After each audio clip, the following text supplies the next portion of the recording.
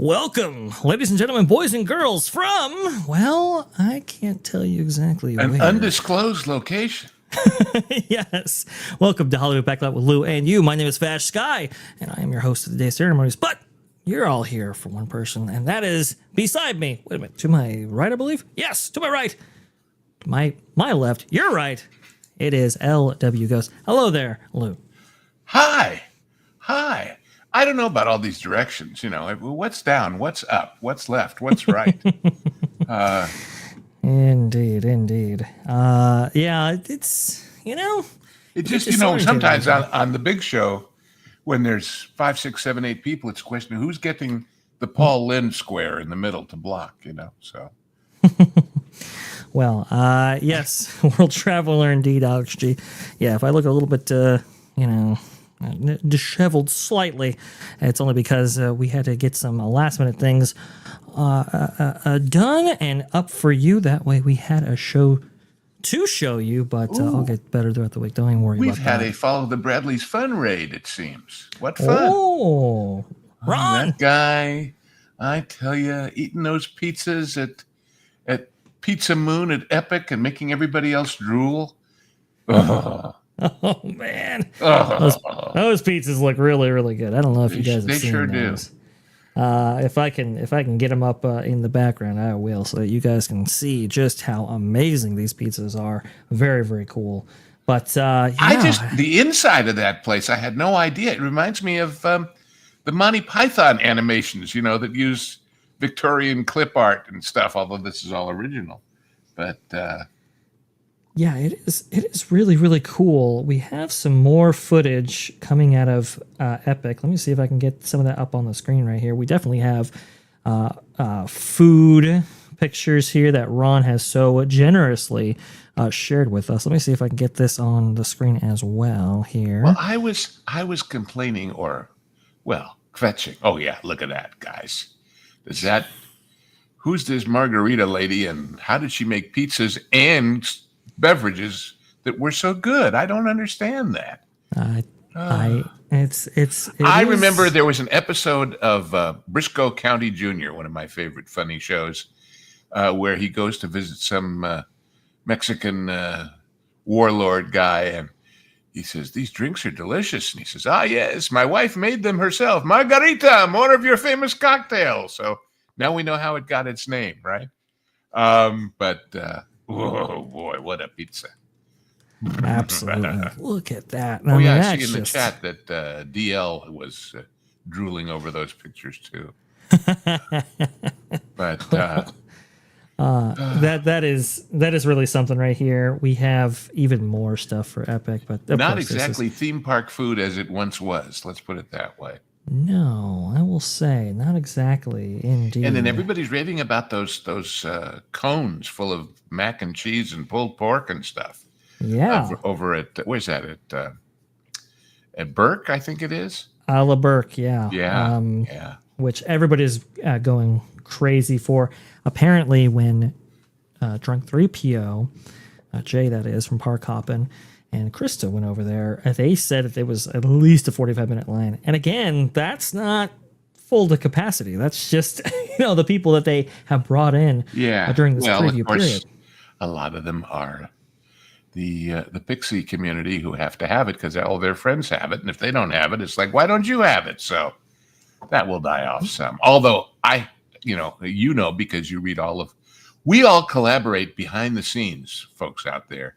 And I have been commenting on these awful people who are doing food reviews because I'm kind of, a veteran food reviewer. And, oh, God, they're so stupid. They don't know anything about anything. And they go to they were all at the, what's it called? Flora Cafe, which is the sit-down place at the Helios Grand, which looks spectacular. And the menu looks fantastic. And as nice as it looks, everybody goes there, raves about, oh, look at all the fantastic things. And then, of course, because that's probably what they can do, they all buy the cheap burger rather than any of the fancy things. But and then tell you how it's a burger beyond compare. And it looks good. I'm not knocking the burger. I'm just saying we didn't want to go to the fancy restaurant at the fancy hotel to hear about the burger, But Right. that's just me. That's just me. I don't disagree with you. But they did have a cocktail I'm looking forward to trying. I have a dear friend who is a caffeine-aholic, and B, is absolutely convinced that the only booze on earth worth drinking is Maker's Mark, which is good stuff. Well, apparently they have a Maker's Mark espresso old-fashioned at the Flora Cafe drink menu, which is basically espresso and Maker's Mark and an espresso liqueur. That would be an interesting combination, indeed. Indeed. Keep you up and knock you out all in the same drink, right? And if you breathe too hard, you light the windmill on fire. That's a good point right there. No, the videos and everything coming out of Epic are absolutely spectacular. But actually, a little bit more backlot theme, but still theme park, of course. Well, I don't know. Lou, have you seen some of the video footage coming out of FanFest nights? Out of where? FanFest. Oh, yeah. Well, I haven't seen actual on-the-ground stuff. I've seen a lot of stuff showing merch and food.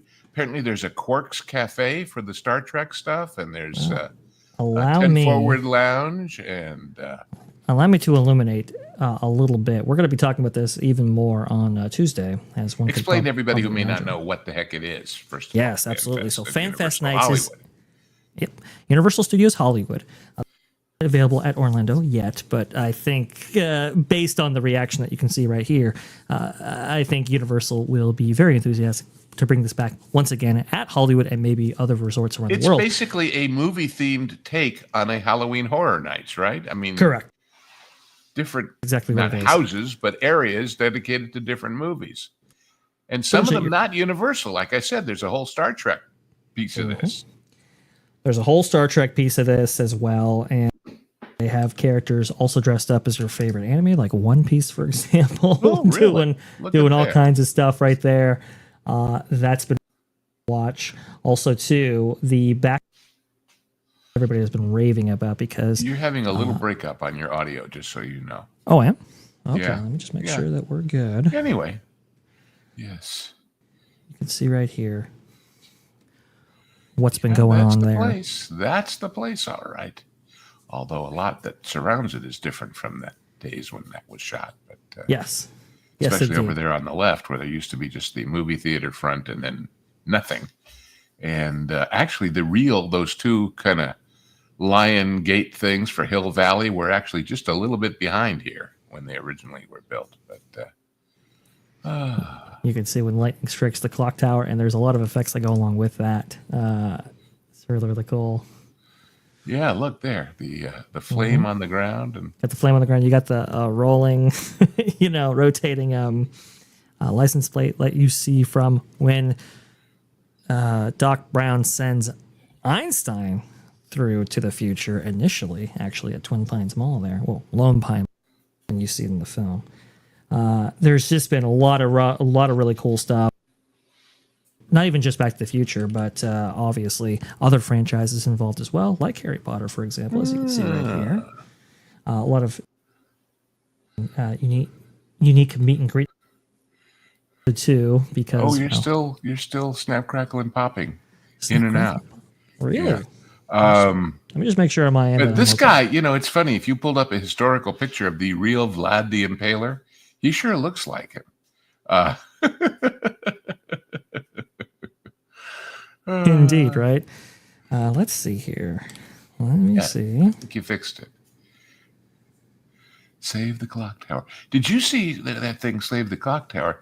When you get your on-the-ride picture taken on the Harry Potter thing at Epic, they print it out as an issue of the newspaper. Yes, I did see that, the photo opportunity there. That's pretty cool.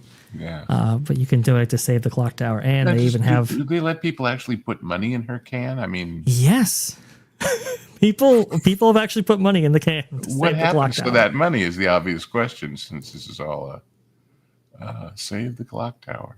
They'll also hand you out a copy of the same flyer that Marty McFly received and luckily brought with him to the past. Let's see if we can see that right there. So really, really cool, and a really great use of the backlot in which they actually filmed Back to the Future back in 1982. Yes. Yes, indeed. Oh. We'll have details actually on T3PO Live. That'll be taking place Tuesday. Let's see, 3 p.m. Eastern, is that right? Yes, every Tuesday at 3 p.m. You have to readjust your time, as Marty does.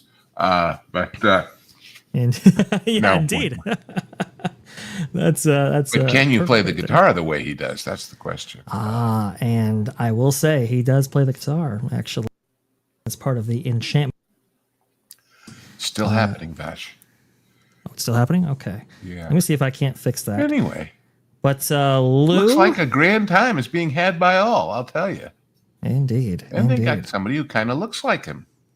Funny how you can find a Marty McFly, but the other guys can't find a Luke to save their. Although, you heard my joke about that Pseudo Luke at Galaxy's Edge. I said, considering Mark Hamill lately, the problem is his hair wasn't blue. But that's funny. Oh boy. Well, there you go. A lot of stuff going on at FanFest Nights. Dungeons and Dragons, Star Trek. We'll go into the Star Trek experience in greater detail, obviously. Well, I see in the chat, and it's a point worth making. Pam Empson, welcome to our party.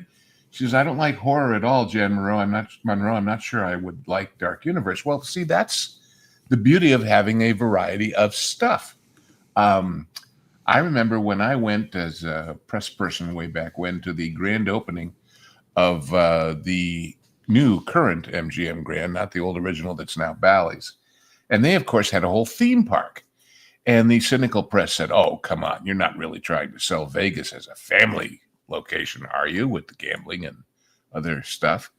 And they said, well, we consider that theme park to be like a showroom. It's something that might bring some people. Just like they had two shows there. They had the big extravaganza, Hallelujah Hollywood, and then they also had, or that was the previous one, and they also had a headliner room that I think Smokey Robinson and Dean Martin and people like that were playing. And they said, and then they had the gourmet restaurants, Wolfgang Puck had restaurants there. And they said each of those draws its own particular audience. And as the guy put it, they all got to walk by the slot machines to get to where they're going. So that's a variety of attractions is a good thing, and of age group attractions and all the rest of it. So variety of attractions is a very good thing. By the way, Lou, let me know if I still have some audio issues. If I do, I'll just go ahead and read. Oh, it sounds good now. It sounds much better than it did. Okay. So all right. We'll keep an eye on it. It's kind of well, Megan, you don't have to wait for Halloween anymore, or you won't after, August 14th, because there is now going to be a permanent Halloween horror thing in Vegas put on by Universal. So 24/7, 365, it's Halloween.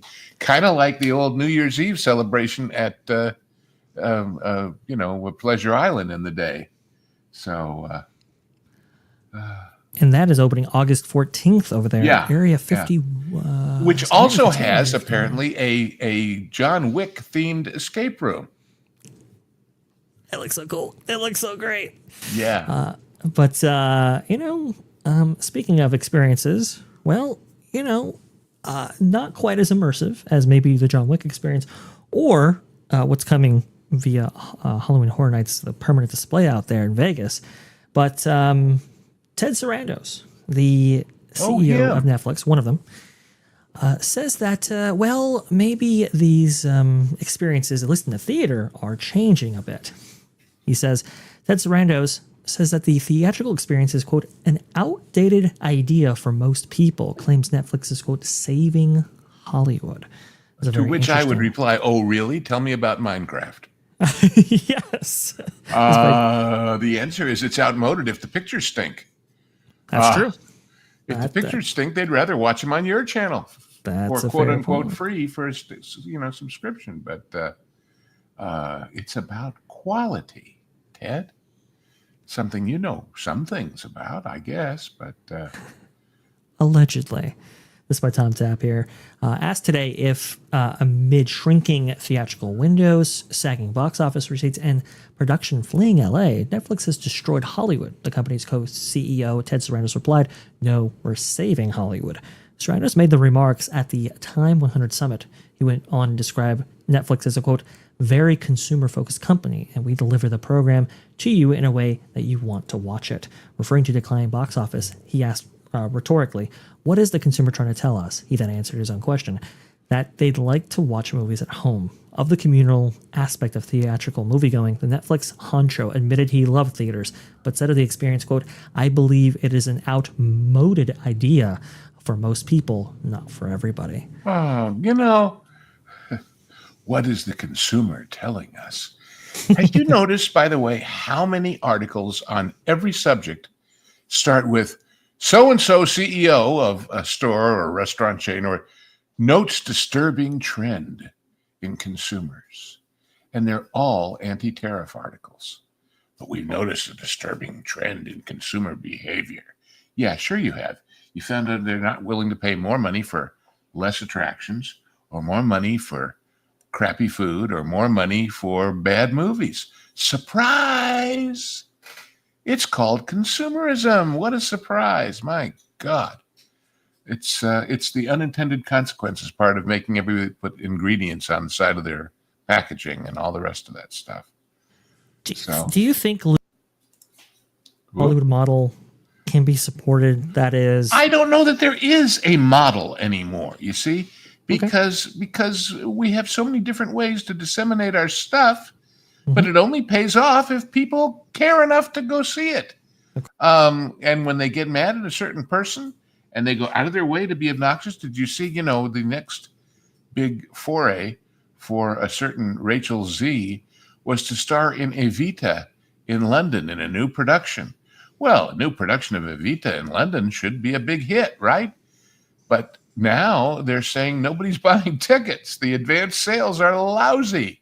Because, what can I say? People sometimes go to watch something be bad as kind of a gag, but not at these prices. Not at these prices. There's a famous, perhaps apocryphal, perhaps not story. There was a big movie mogul named Menschulem Rickless who, I'm not sure, but I think Power Rangers was his and a bunch of other stuff.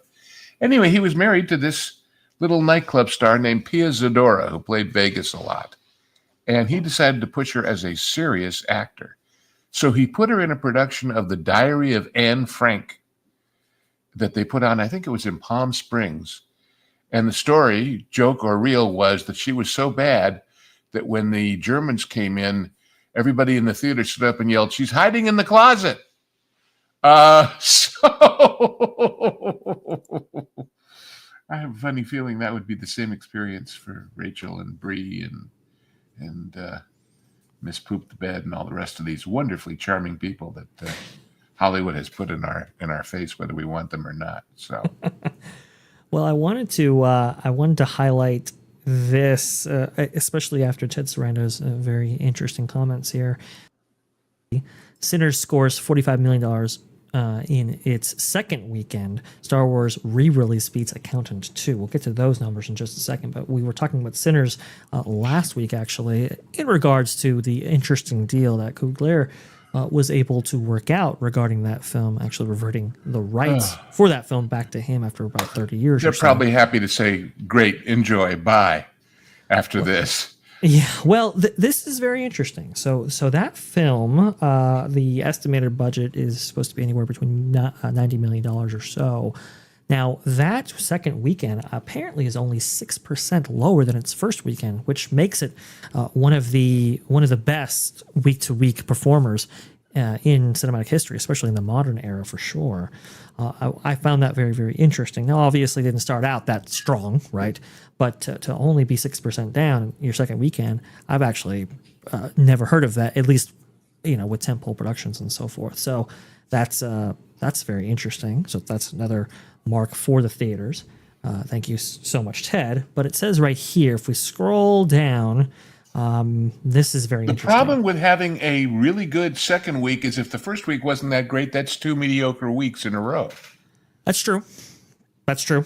But I would say to earn your money back for a film like that domestically within 2 weeks, I'd say you're doing okay. Yeah, Obviously not great, but doing okay. It says right here, Revenge of the Sith, which Disney is re-releasing for the space opera prequel's 20th anniversary, earned $25.2 million from 2,775 locations. Not quite the wide release that maybe like Snow White got, for example, with 4,000. But the film collected another $17 million internationally for a galactic $42 million global tally over the weekend. That's staggering business for a movie that's been widely available to watch at home for 2 decades. Yes, we're still strong. And the question becomes, I have no idea the answer, by the way. I'm just postulating, as I do so often here. 2,700 locations as opposed to the usual super duper wide release of 4,000 plus. Right. How many of those are the smaller houses that were sitting vacant in a lot of these multiplexes? But they said, well, that's a sure thing. We'll put it in there. So the number might have been bigger if there were more seats to sell, is what I'm trying to say, or more big screen format seats to sell. Yeah. So I don't know. I do agree with that, actually, because I didn't see a lot of PLF support for Revenge of the Sith. I would think a lot of people would have really supported this film to see it on the biggest formats available. But and that would be weren't. the, hey, we can't get this at home factor working. And so, maybe with all due respect to Mr. Netflix, the collective experience of sitting in a theater with a bunch of other people matters to people. I know that famously Mel Brooks would not allow his pictures to play in screens in theaters bigger than about 250 seats because he said comedy is about a group of people laughing, and you laugh and the guy across the way laughs. If there's nobody in between you, it isn't going to happen. And it's going to give a perception that it's not as funny as it really is. So, and that's, of course, the experience of the Minecraft crazies. So very interesting. I find Ted Sarandos' comments. I mean, look, is it a very transformational time in the movie industry? Absolutely it is. There are definitely certain things that you have to take into account when you're talking about the streaming era. Is it dead? No. Dying, perhaps, but certainly not dead. And to have a film like Revenge of the Sith that's been out for 20 years, like this article mentions, and for it to get $42 million back upon a re-release like this, I think is an astounding figure. Especially considering the circumstances. Apparently, this is the second biggest. And I'll point out that although, of course, they have to let everybody know it's coming back and all that, they're not spending the kind of first-run movie ad and publicity on this either. So they're getting more for their bang for their buck, so to speak. Absolutely. I mean, they've invested almost nothing.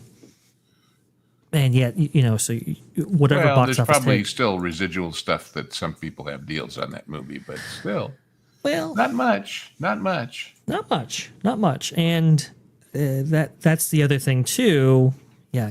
Well, I do wonder what those residuals would look like because George Lucas would have paid those deals back in the day. But anyway, not much invested. You get a lot of this money back. Obviously, theaters get their own take from it. But also too, you got to think about the consumer products revenue that you get as well from popcorn buckets and so forth. Now, and the issue of a window of exclusivity in the theaters before going to home video doesn't exist because they're not selling it if you want to go buy the disc or stream it. They're just saying, here's another way to see it. So it's an interesting situation. Very much so. I believe the first initial weekend for Snow White, I had to look at the numbers once again, but I think when Snow White was released recently, domestically, I think it only earned about $45 million. So to have this global box office tally from Revenge of the Sith, a movie that, Disney had already purchased, right? They didn't have to produce again in order to get this money back right here is astounding, and really is a feather in the cap for those who say, well, they should have re-released the original Snow White once again in theaters and they would have made more money from it. Yes, that's absolutely the case. Yeah. Well, I was actually thinking, I think I posted this somewhere in our backstagey stuff. What if they never made new material for Disney Plus? What if Disney Plus was, as it was originally sold as an idea, strictly get the entire classic Disney catalog available to you 24/7 whenever you want it, and they still release the new stuff through places like Netflix and Amazon to make, which is, of course, the opportunity they've lost since making it exclusive. And they certainly wouldn't have to spend these hundreds of millions of dollars on stinkers like Agatha and all these other failed series that they've done. The Power of Manny, Mo and Jack. Which movie?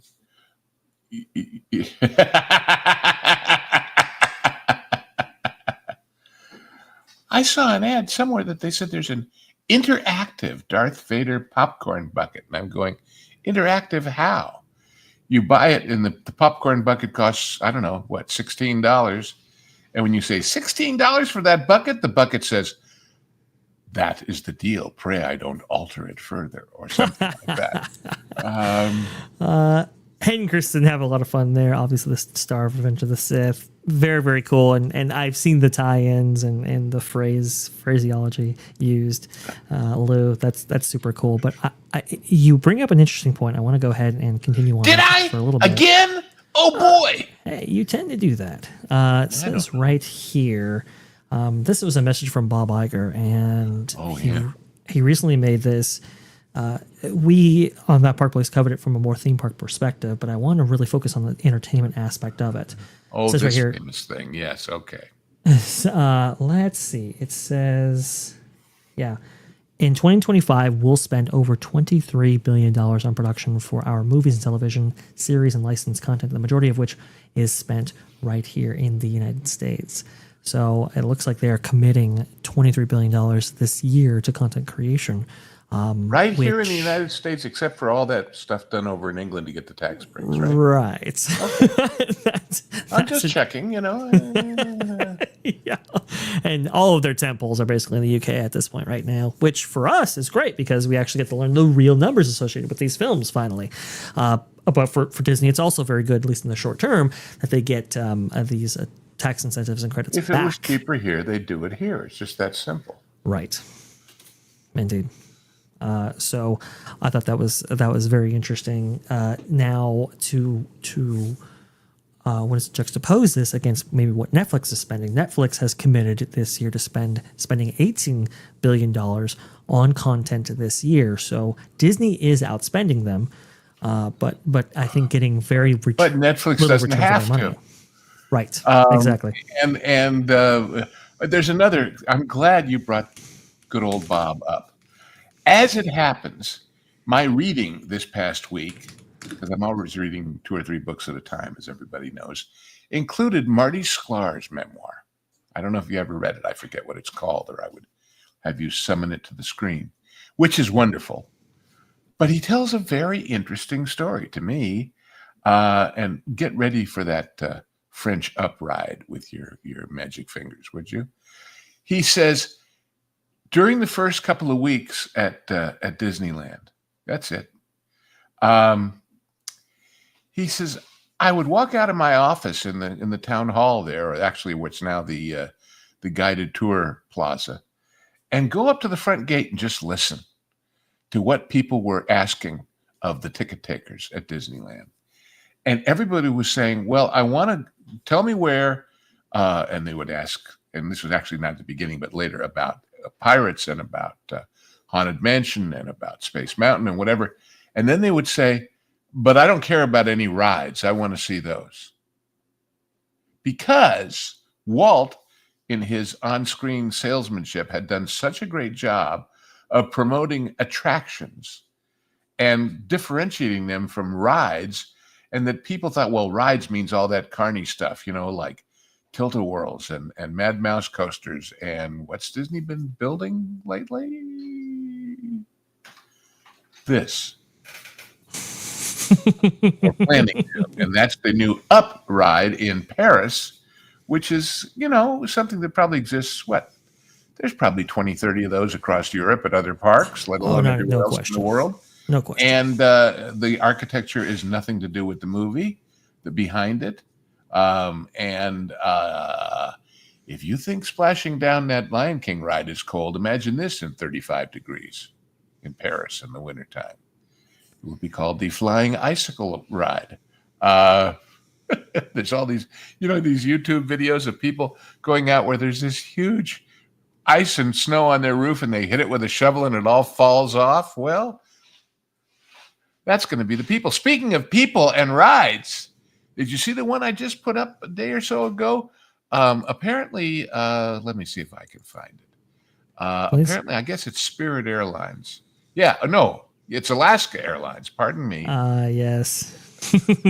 I'll find They it. apparently have, and this is something that PSA used to do way back when with SeaWorld, but they apparently have themed Disney airplanes. Well, they've announced a new one, and it's. Are you ready? I'll get on screen. Right okay. now. So that well, they don't actually show this one. They show, or do they? I don't know. Oh, I have a picture of it. Okay. Let me see if I can get it in the background right here. You're gonna. The first thing that love amused me is that this article that I read about it was in Men's Journal, like a Disney themed airplane is in Men's Journal for some reason, but. They show one first. They have a Pixar Pier one, but apparently they have a new one, Tiana's Bayou Adventure Flyer. And I thought, if I saw that, I would wonder if the captain was going to stagger out of the cockpit during the flight with a blank expression on his face or with his clothing torn. And it just goes to show you make these deals months and months and years ahead of the actual ride coming out because that'll help promote it. Well, maybe not in the way you planned, but is that a riot or what? The stalwart of operational efficiency and uptime. Tiana's Bayou Adventure. Let's associate that with our airlines.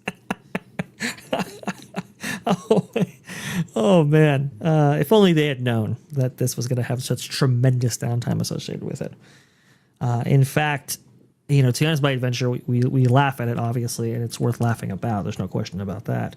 But I saw this. Well, let's put it this way: we would have laughed had all they'd done was make a really inferior ride that breaks down a lot. That's true. But the fact that they replaced what was voted by everybody voting the most loved ride ever. And had it out of action for a year and a half, 2 years in the process. That just adds insult to injury in a way that's. Yeah. It's really bad, and I want to highlight this real fast because it kind of shows you just it's a little. Look what SG wrote in the chat. Oh, let me see. What did Stuttering Guitarist write here? Let's see. So now an airplane is admitting they send turns a blue waterfall mid-flight. Here you go, guys. But I'd like to go back up in that chat to something. Pam Empson says, I don't understand why we never hear about the filming in the UK from the US filmmakers. It makes me wonder if they're trying to hide the tax breaks from the UK public. Well, Pam, every one of these tax breaks, whether it's in the UK or in the various United States or in Canada, whether it's for filmmaking or in many cases for civic projects like a new stadium or arena for a team or something like that, all of the actual math says they don't do what they're supposed to do. In other words, the theory is if we encourage this, we'll have so much more employment, and those people getting employed will pay so many taxes on work that they otherwise wouldn't have gotten that it'll more than make up for what we're giving up. It doesn't happen. They are political ventures, but they are not practical economic ventures. None of them. So maybe they are a little bit hiding it. I don't know.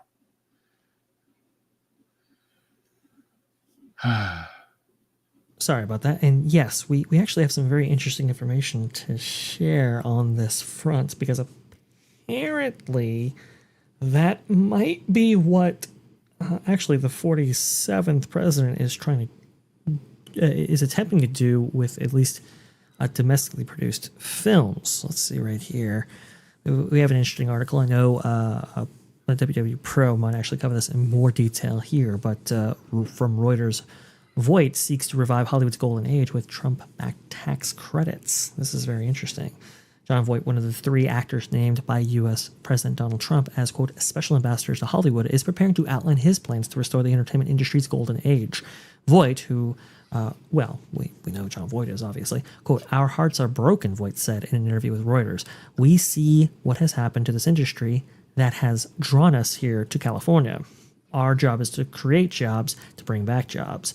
Voight and his manager, Stephen Paul, a filmmaker and producer best known for producing Ghost Rider, is expected to meet as soon as next week with Trump to recommend federal tax credits, production credits, and job training. Film and television production in Los Angeles has fallen by nearly 40% over the last decade, according to Film LA, a nonprofit that tracks the region's productions. Meanwhile, governments around the world have offered more generous tax credits and cash rebates to lower productions and capture a greater share of the $248 billion that Ampere analysis predicts will be spent globally in 2025 to produce content. Well, the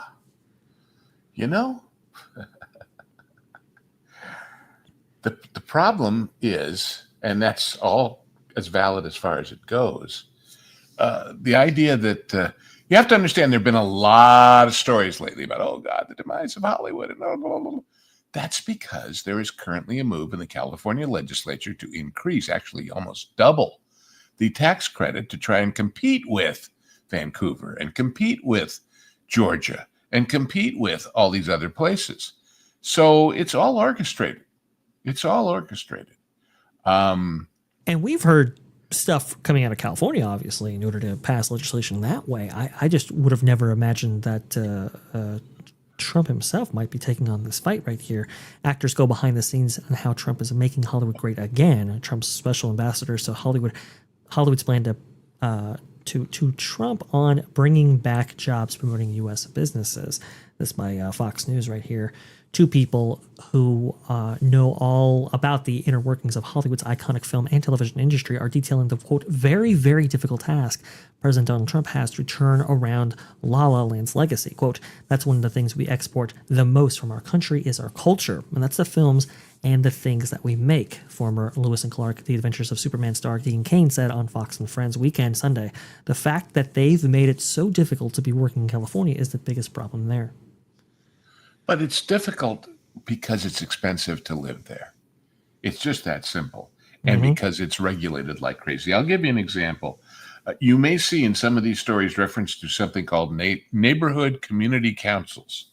What that is many years ago, I'm trying to think how many, probably in the maybe early 90s, maybe even in the late 80s, they decided to set up not as government bodies per se, but as places to get together and jabber.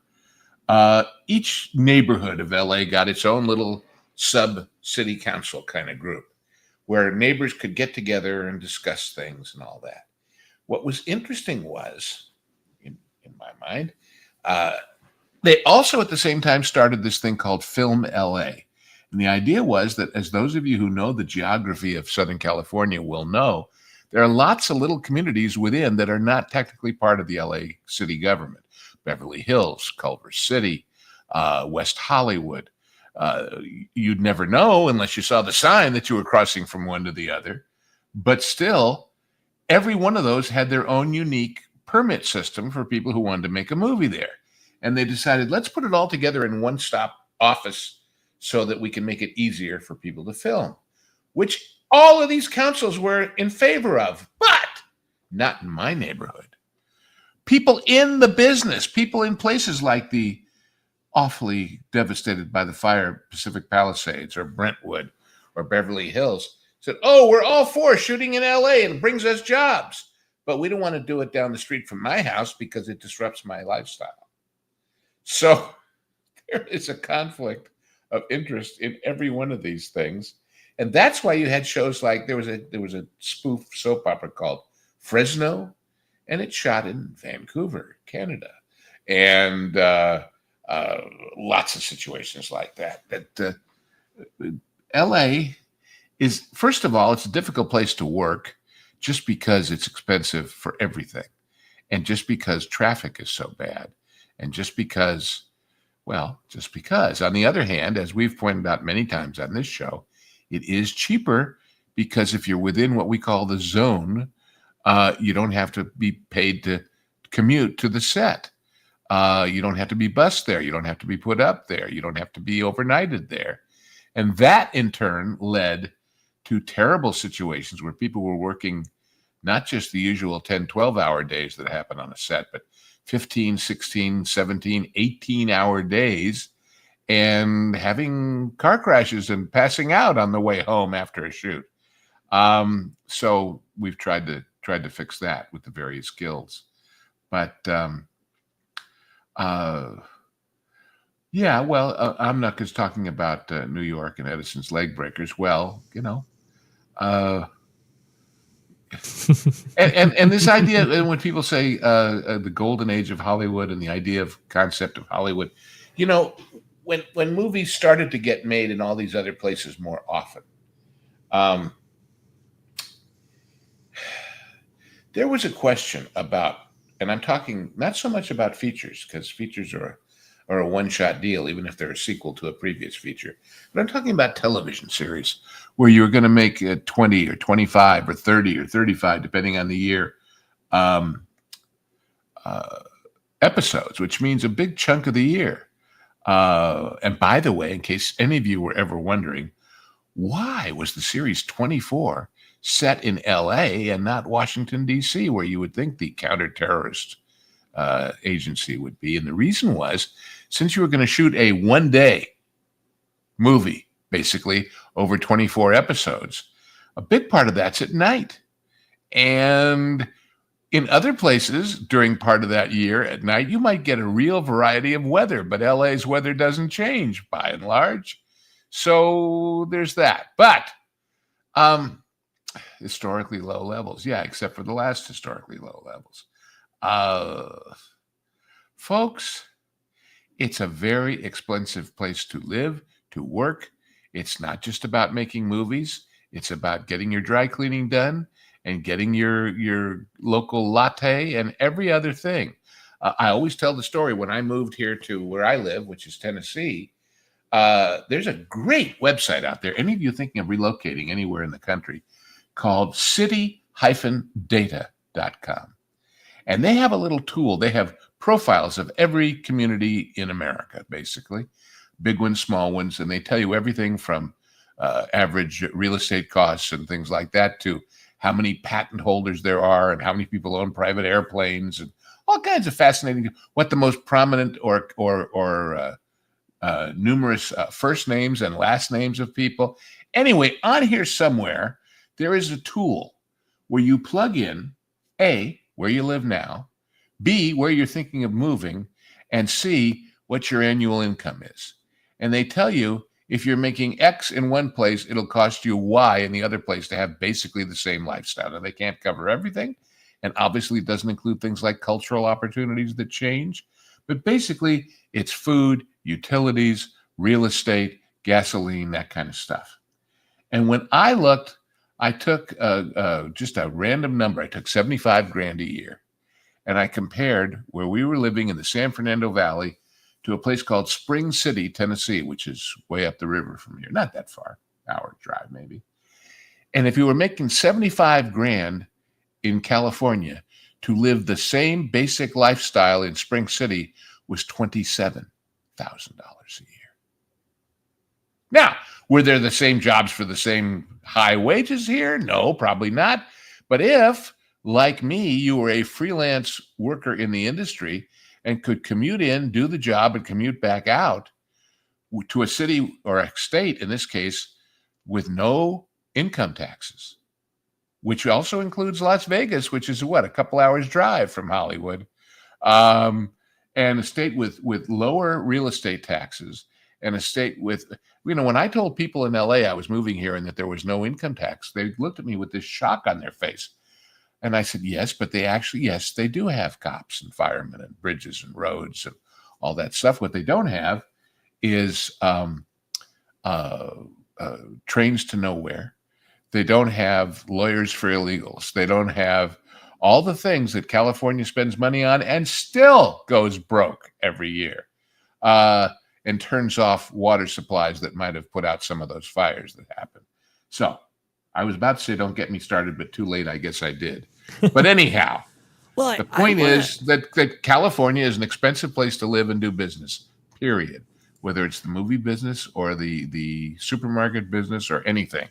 And as people begin to wake up to that and leave, and I recently saw somewhere, I wish I could find it, I'd show it, all the states that have gained population and all the states that have lost population in the last 5 years, 10 years, and well before President Trump got elected.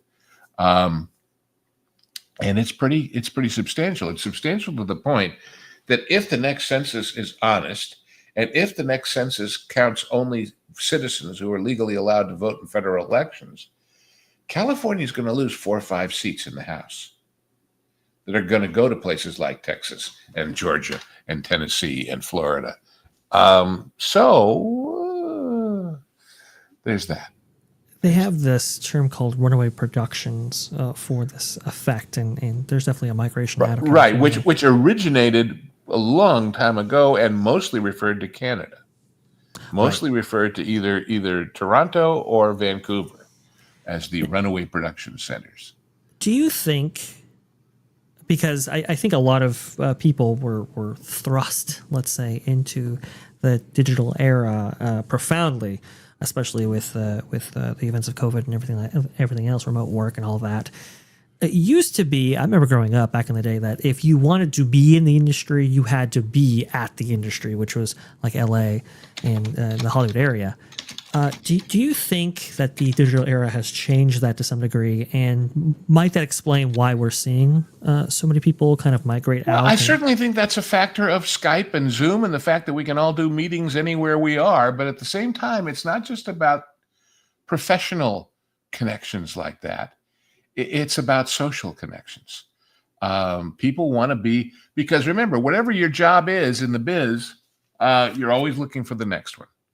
And the next one is, well, my buddy so-and-so said that so-and-so. I used to tell the story back in the days when I was involved with the Dramatists Guild, which is like the Writers Guild, but for playwrights and composers and lyricists. And I did an interview once there with a very famous agent for theatrical writers and composers. And in that instance, there's rather a unique situation, which is, since when you sell a script to Hollywood, you sell it. It's a sales contract, whether at minimum or maximum or whatever, and the best deal your agent can get you. But when you put a show on Broadway, for example, it's not a sale. It's a lease of your property, which remains your property, which is why you have much more creative control. They can't change a word without your permission. But secondly, because I don't care if it runs for 5 years or 10 years on Broadway, when it closes, it disappears. So the individual productions, which may happen there or in stock or in the local high school someday, are ephemeral, and therefore you retain ownership. Well, because of that, you might ask, if everybody works for the minimum, the maximum, the deal, which is largely what happens, except if you're, Neil Simon or somebody like that who gets a perk on top of the deal, what do you need an agent for? Agents are supposed to negotiate terms. Well, the way he described it, and this is very interesting to me and maybe to you, he said, let's say you write very abstract, avant-garde plays. And let's say there is a theater, very prominent theater, that is traditional, that does a musical, a Neil Simon, a Shakespeare, and calls it a season, in rep, 3 or 4 shows. But let's say somebody who used to donate zillions of dollars to that theater died and put it in a provision of their donation, of their will, that they have to do one abstract, strange play a year. you wouldn't even bother to send them a play because you think, oh, they're the old fogies. They don't do my kind of thing. But an agent should know and therefore submit your stuff. So this whole idea of where you are and who you're connected to, it is not just, well, we're all in showbiz. It's who knows who is looking to do what, whether you're an actor looking for a part or a writer looking for a gig or a director looking for a gig, or for that matter, a key grip or a gaffer, or you see what I mean? It's a question of insider knowledge. So to the degree that we have moved our activities of a social nature more and more online, and I think that's the story. It was all going this way anyway.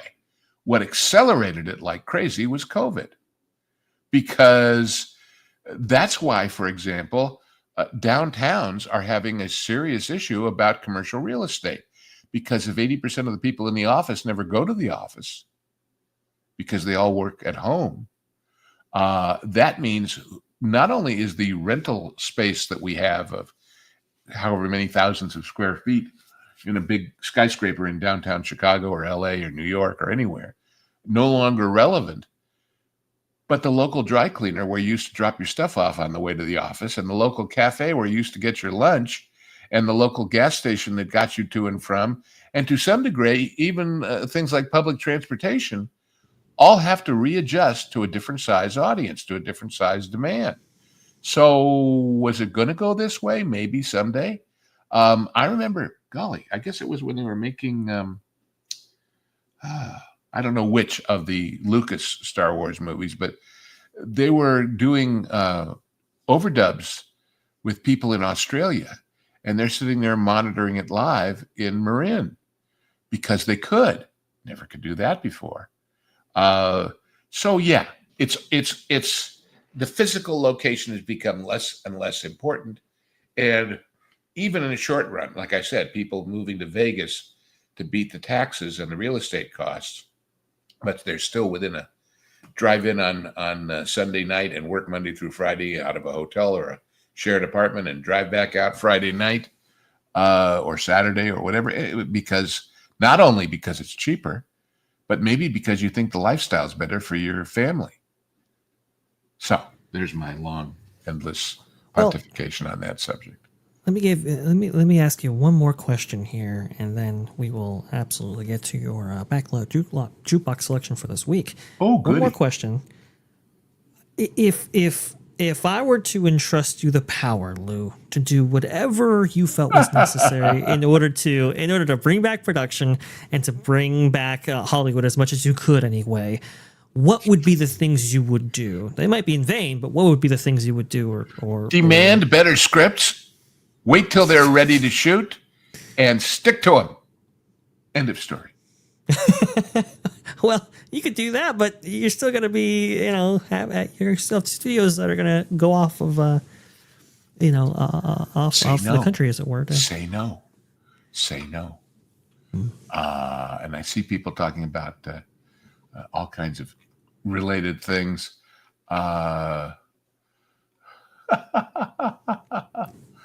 Couldn't convince you to live in a dump like Kentucky. Well, okay, that's you, but a lot of people do it every day. And people talking about, well, there aren't specialty restaurants. You want to bet? We just celebrated the 20th anniversary of one of the very, very best restaurants in this town.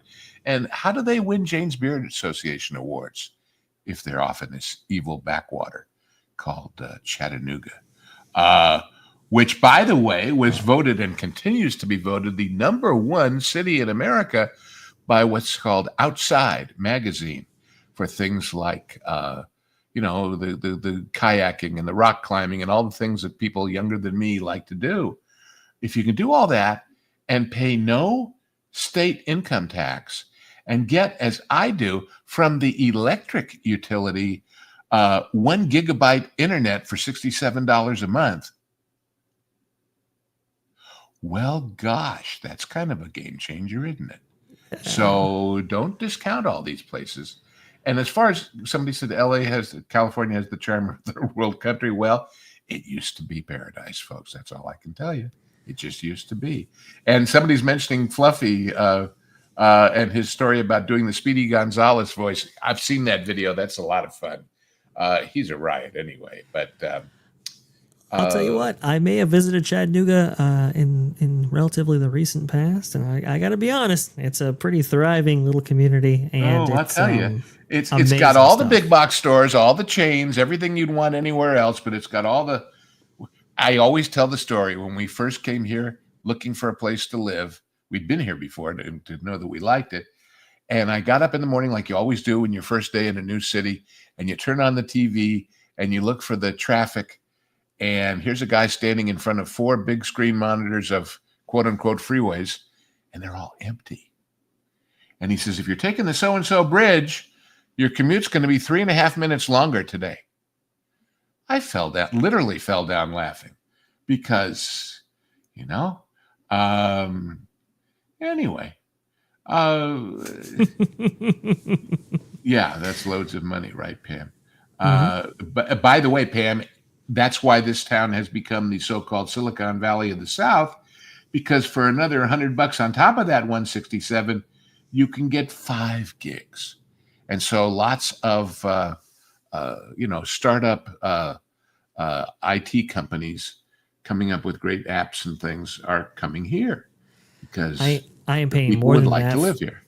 I'm paying more than that for half that in Arizona, and that's Arizona, not California. Well, and not to mention it works. And the story of how they got this super fast internet here is very interesting, if I can tell it.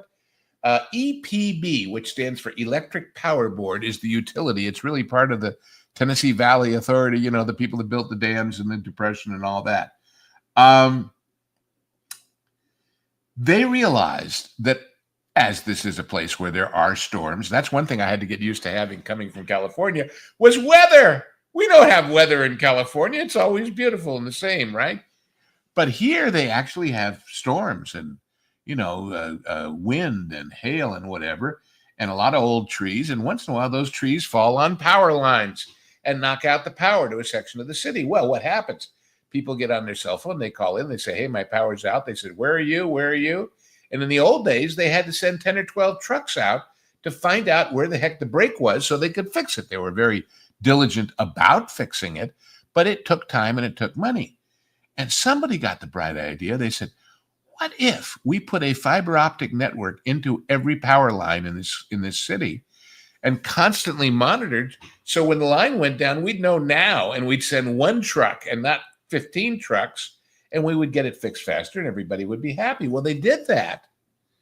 The first year they did it, it cut their fuel bill for the trucks by like thousands and thousands of dollars. But suddenly they said, hey, wait, we've got this fiber network. Why don't we sell it? Sell the service? It was a secondary idea. And they put, Fios on that network. And, now, surprise, it charged a whole new industry to happen here. So this is what happens when technology takes jumps. And that's why when you get off the plane at the airport here, you'll see this big sign that says, welcome to the gig city. It's also called the scenic city. Well, if you can be a gig city and a scenic city all at the same time, when you have to understand this town had a reputation back in, I guess it was, I forget what year it was, but Walter Cronkite did a report from here, the dirtiest city in America, because of all these big smokestack industries that were downtown and were polluting the river. And they didn't go to Washington for a grant. They didn't go to the local city fathers said, well, we're going to fix it. And they did. And they totally cleaned it up. Well, I've seen that phenomenon happen in Montana and in Idaho and in Texas to some degree, and lots of places where people said, the only thing we have to fix things is ourselves. Let's do it. That's a heck of an attitude. And it translates. We noticed coming here that there wasn't graffiti everywhere like we were used to. And it's because it isn't because there aren't taggers out there. They're around. Wait a minute. You guys don't have razor wire around the freeway signs? No way. That's That's Uh, that's well, unusual. I always joked about the signs coming out of here. When we made our drive to leave LA, when you cross the border into California, there's 15 signs about don't do this, and there's a fine for that. And if you do this, ooh. Then you go into Arizona, and it's a little nicer. And then you go in, when you cross the border into Texas, it says, drive friendly, the Texas way. And then you get here, and it's like, every time we cross, I'll call my wife when I drive out of state, and I'll say, honey, I'm home when I come across this line into Tennessee. Uh, I'm not saying that all the people are nice. I'm not saying that all the people are really such swell folks. But by God, they've got a tradition of politeness that at least they act that way. And it makes a difference. It just makes a difference. Of course, you have to learn the local lexicon in the South, which is bless your heart doesn't mean what you think it means. Yeah.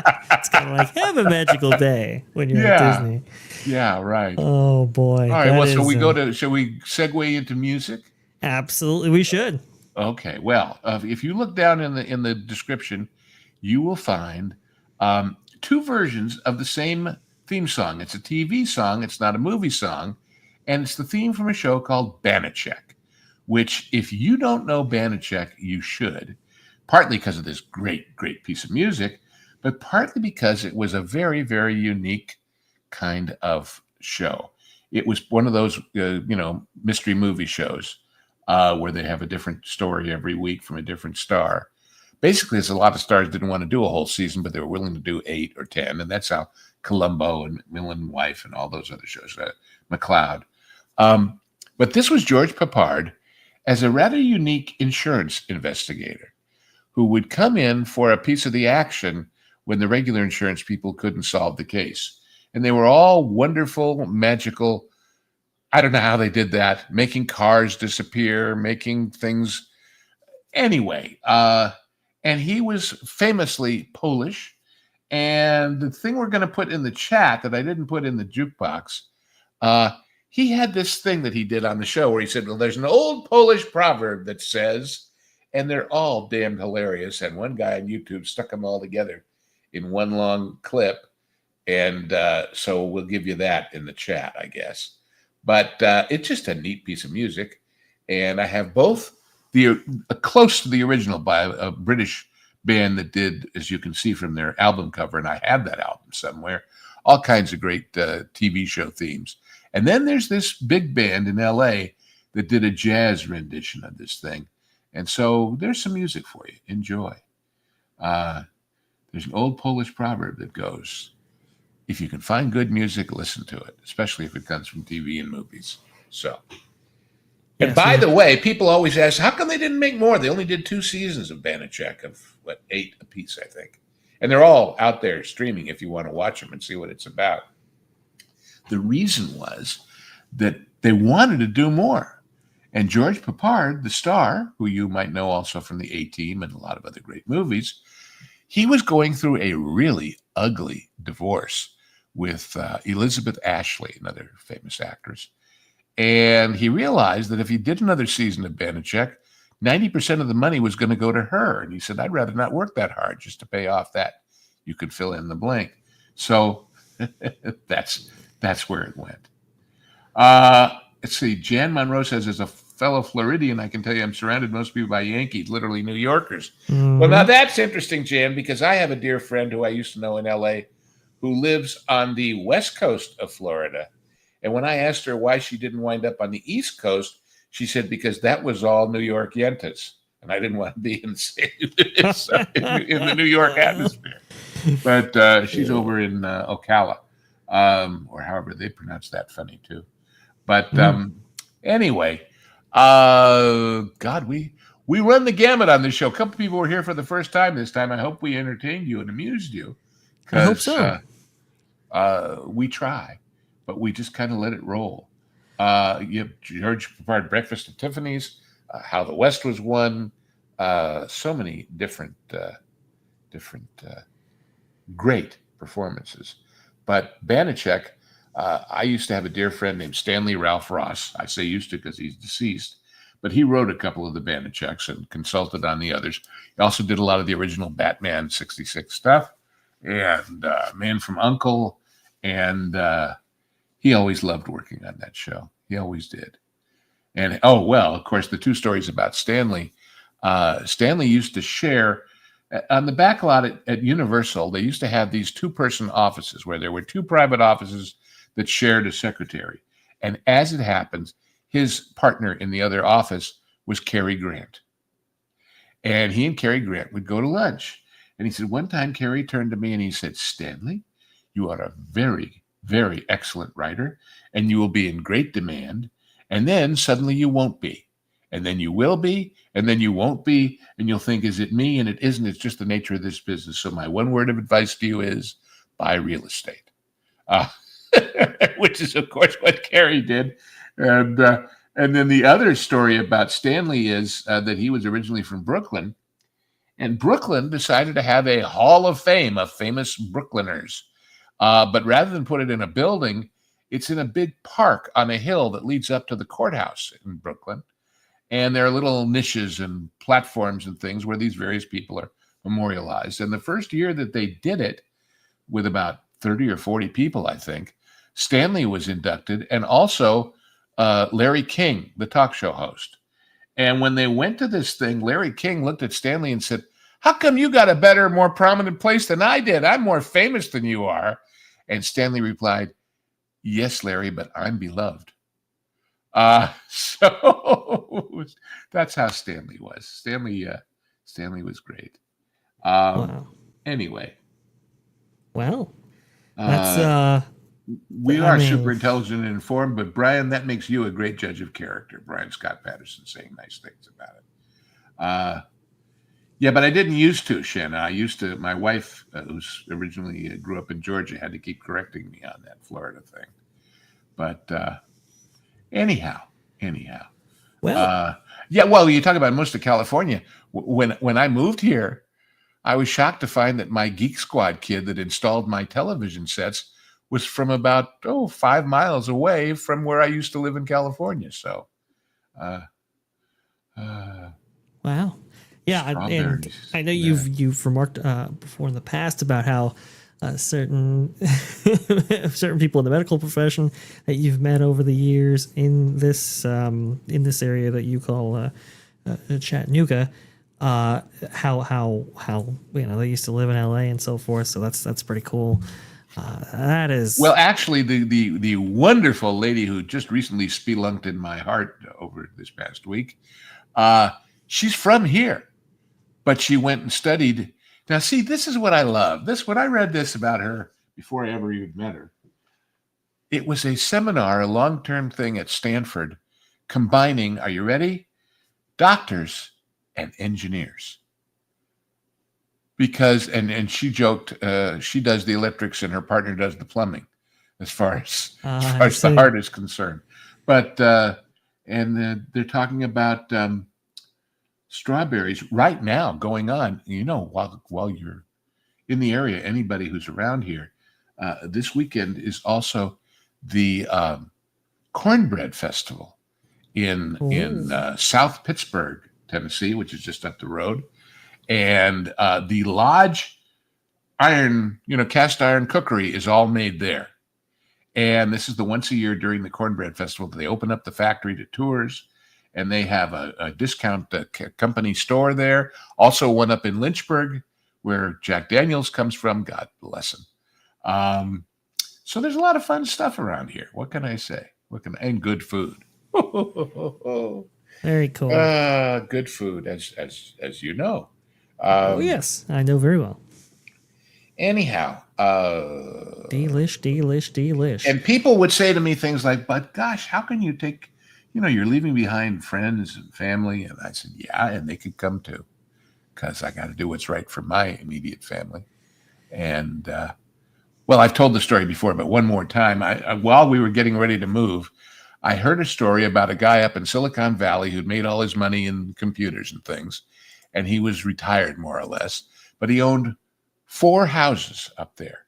He lived in one and he rented the other 3. And when he saw what was happening to the economy in in California, he decided he had to get out.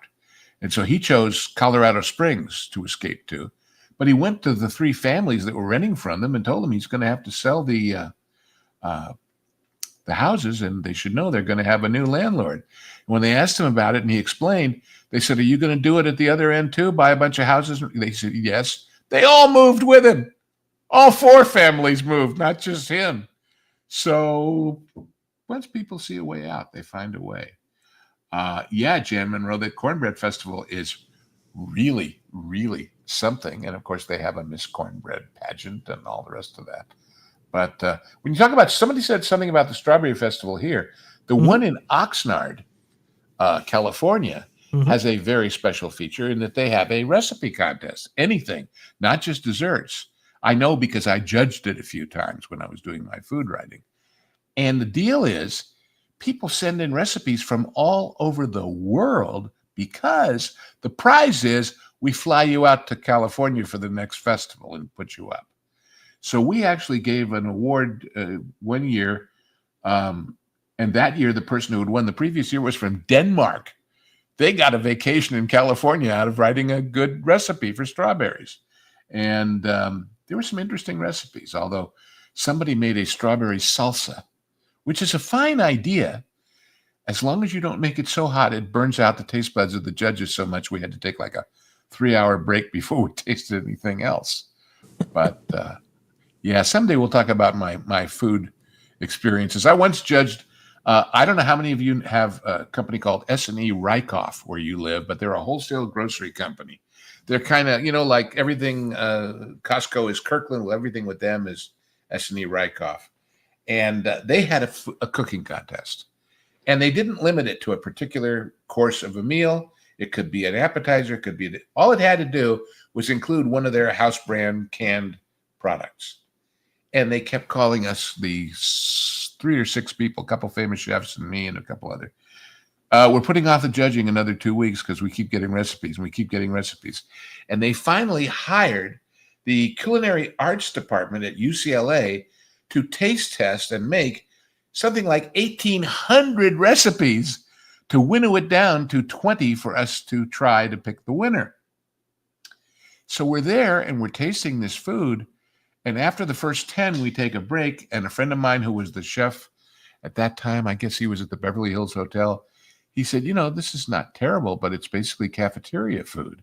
Because remember, these places that get the S&E Rykoff wholesale stuff, a lot of mom and pop bar and grills and stuff like that. It's not all gourmet restaurants.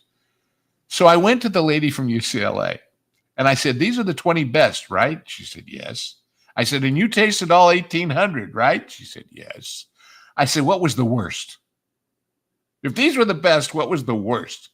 And she had this look on her face like people have when they're remembering the worst moment of their life. And she said, "I can't describe it. I can only tell you the name and let you draw your own conclusion." I said, "Okay." She said, "Crab cobbler."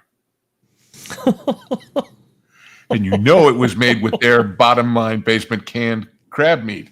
And I thought, oh, that's all I want to know. And it gave me a whole new appreciation for the dedication of the culinary arts people at UCLA. Anyway, I'm rattling on again, aren't I? I'll stop. You're fine. I just wanted to go ahead and let everybody know that in the chat right now, it's a little bit higher up there, but in the description at least, we have the links for the Backlot Jukebox of the week right here. You might have to refresh your browser in order to see those, but they are there.